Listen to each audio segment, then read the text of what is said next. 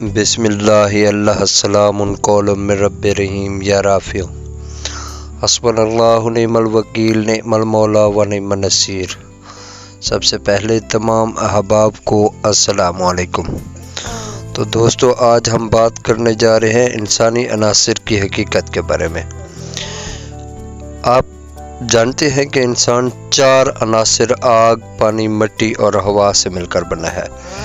ان 4 عناصر کو اگر ہم غور سے دیکھیں تو ہمیں معلوم ہوتا ہے کہ اللہ پاک نے ان میں سے آگ کے ساتھ ایک اور بھی مخلوق تشکیل دی ہے جو کہ جنات ہیں، اور ہم یہ بھی جانتے ہیں کہ ابلیس بھی ان میں سے ایک ہے۔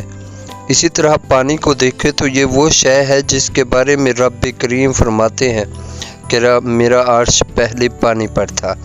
اس کے علاوہ خضر علیہ السلام بھی اب پانی پر حکمرانی فرماتے ہیں۔ اسی طرح ہوا علامت ہے زندگی کی یا اڑان کی، اور مٹی کا تعلق عاجزی، انکساری اور بندگی سے ہے، جس کا تعلق خاص انسان یا بندے سے ہے۔ جو انسان اگر بندوں سے اپنی نسبت رکھتا ہے، ان میں گم ہونے کی سعی کرتا ہے، تو یہ مٹی کے ساتھ مٹی ہو کر باقی تمام عناصر کے ساتھ گہرا تعلق بنا لیتا ہے۔ لیکن افسوس یہ ہے کہ اس وقت ایک شاعر کے قول کے مطابق مٹی کی مورتوں کا ہے میلہ لگا ہوا، مٹی کی مورتوں کا ہے میلہ لگا ہوا، آنکھیں تلاش کرتی ہیں انسان کبھی کبھی، اسے زندگی کی ہوا ملتی ہے، یہ اسی ہوا میں افلاک کی طرف محو پرواز ہو جاتا ہے، اور یوں لطافت کی علامت پانی کے خواص اپنے اندر پیدا کر لیتا ہے، اور یہ بے رنگ ہو کر تمام رنگوں کی عکاسی کرنے لگتا ہے۔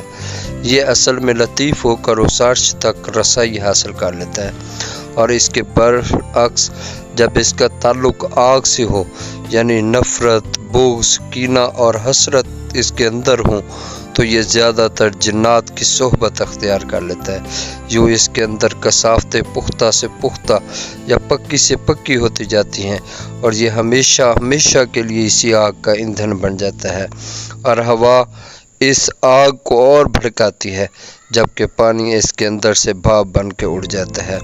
تو دوستو، یہ 4 وہ عناصر ہیں جو انسان کے اندر ہونے چاہیے، اور انہی کے بارے میں علامہ اقبال فرماتے ہیں، قہاریو، غفاریو، قدوسیو، جبروت، یہ 4 عناصر ہوں تو بنتا ہے مسلمان۔ والسلام۔